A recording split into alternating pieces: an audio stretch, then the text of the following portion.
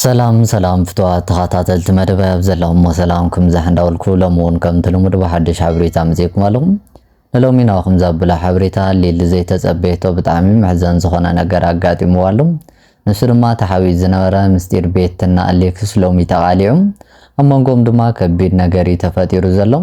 ከም ዝፍለጥ ኣብ ዝሓለፈ ሊሊና ኣሌክስ ኣብ መንጎም ዝነበረ ጎንፂ ፈቲሖም ሊሊ ድማ ንኣሌክስ ሒዛቶ ከም ዝኸደት ማለት እውን ኣሌክስ ድሕር ገዲም ንቤት የረኽባ ኢሉ ቃል ከም ዝኣተወ ከምውን ቤት እውን ንኣሌክስ ድሕር ገዲም ኣነን ንስኻን ዝነበረና ርክብ ኣብዚ ኣብቅዕ ድሕር ገዲም ንኣየ ክትረኽበን ከይትፍትን ምስሊ ሊሊ ዘለካ ፀገማት እውን ተነጋጊርካ ፍታሕ ብምባል ብፅቡቅ ከም ዝተፈላለዩ በዚ ምኽንያት እውን ብዙሕ ሰብ ደስ ኢልዎ ከም ዝነበረ ሊሊና ኣሌክስ ኣብ መንጎም ዝነበሮም ፀገም ብምፍታሖም ብዙሕ ሰብ ደስ ኢልዎ ከም ዝነበረ ዝፍለጥ ኢና ይኹን ዳ እምበር ሕዚ ድማ ብጣዕሚ ምሕዘን ዝኾነ ነገር ኣጋጢሙ ዘሎ ንሱ ድማ ትማሊ ኣሌክስ ንገዙ ምስ ኸደ ቤት ድማ ሕሙዋ ተባሂሉ ኣሌክስ ናብ ቤት ከም ፀውዐ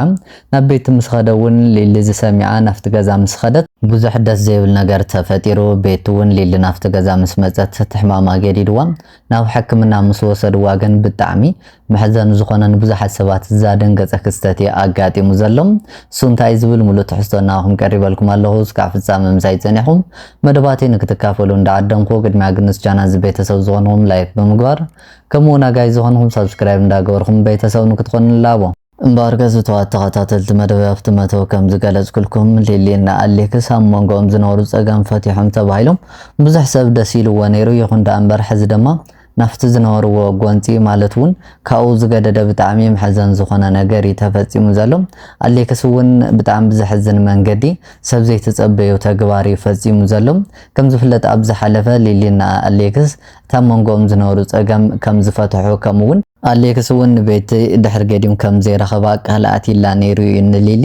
ከምኡውን ቤት እውን ኣሌክስ ድሕር ገዲም ምሳይ ዘለካ ርክብ ኣብዚ ኣብቅዕ ድሕር ገዲም ድማ ምስ ሊሊ ፀገማትካ ተነጋጊርካ ፍታሕ ንዓየ ግን ክትረኽበኒ ከይትፍትን ብምባል ፅቡቕ ነገር ከም ዝገበረት ዝፍለጥ ኢና ይኹን ዳ እምበር ክፈላለዩ ከሎ ግን ከም ይዕርኽቱ ተይኮነስ ከም ፍቕረኛ እዮምና ክፈላለዩ ከለስ ብዙሕ ሰብስ በቃ ጀስት ይዕርኽቱ ኣይመስሉ ነይሮም ፍቕረኛታት እዮም ዝመስሉ ነይሮም ብዙሕ ዓመት ብሓባር ዝነበሩ ከምኡ ዓይነት ነገር እዩ እንትን ነይርዎም ስምዒት ነይርዎም ክፈላለዩ ከለውና እዚ ምኽንያት እውን ብዙሕ ሰብ ይጠራጠር ነይሩ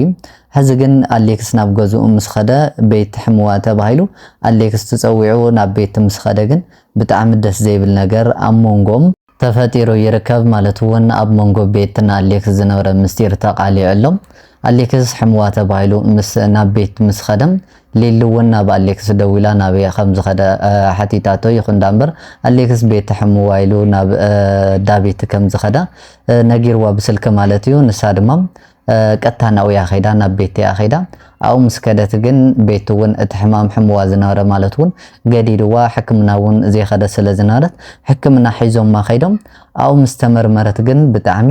ምሕዘን ዝኾነ ንሊሊ እውን ብጣዕሚ ዘደንገፀ ተግባር ኣሌክስ እውን ብዙሓት ሰባት ዘገረመ ፍጻሜ እዩ ኣጋጢሙ ንሱ ድማ ቤቲ ጥንስቲ ከም ዝኾነት እዩ ተፈሊጡ ዘሎ ኣብቲ ምርመራ ምስ ተመርመረት ማለት እውን ሕሙዋ ተባሂሉ ምርመራ ክግበረላ ከሎ ጥንስቲ ከም ዝኾነት እዩ ተፈሊጡ ዘሎ በዚ ድማ ሊሊ ብጣዕሚ ኣደንጊፃ ምኽንያቱ ብሱር ከምዚ ዓይነት ነገር ኣይተፀበየት ነይራ ካብ ኣሌክስ እውን ከምዚ ዓይነት ተግባር ክፍፅም ኢላ እምነት ኣይነበራይ ብጣዕሚ ሓዚና ቤትና ኣሌክስ እትርክቦም ናይ ሕዝቲ የኮነስ ቅድም ኢሎም ከም ዝጀመርዎ እዩ ክልቲኦም እውን ነሱ ኢሎም ንሊሊ እዮም ይሽውድዋ ነይሮም እምበር ርክብ ከም ዝነበሮም ማለት እውን ከም ጀስት ይዕርኽቲ ከም ዝኾኑ በዚ ምኽንያት ድማ ክፈላለዩ ከም ዘይደልዩ እዮም ይገልፁ ይዛረቡ ነይሮም እምበር ምንም ዓይነት ርክብ ፍቕራዊ ከምኡውን ዝተፈለየ ርክብ ከም ዝነበሮም ማንም ሰብ ኣይፈለጠሎም ነይሩና በዚ ምኽንያት ግን ብዙሕ ሰብ እውን እዞም ክልተ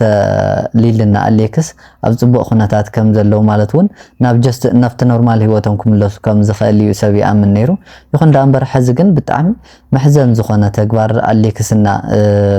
ቤቲ ከምዚ ዓይነት ተግባር ፈፂሞም ንሊሊ ድማ ብሓቂ ብጣዕሚ ኣሕዚኖማ እዚ ተግባር እዚ ድማ ንሊሊ ብሓቂ ልባ እዩ ተሰይሩ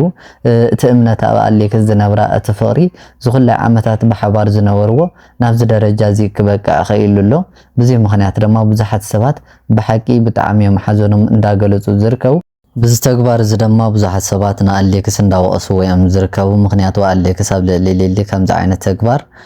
ፈፂሙሎ በዚ ምክንያት ድማ እዞም ክልተ ፍቁራት ሓዳር መስሪቶም ውላድ ወሊዶም ሕዚ ድማ ኣብ ከምዚ ዓይነት ደረጃ በፂሖም ይርከቡ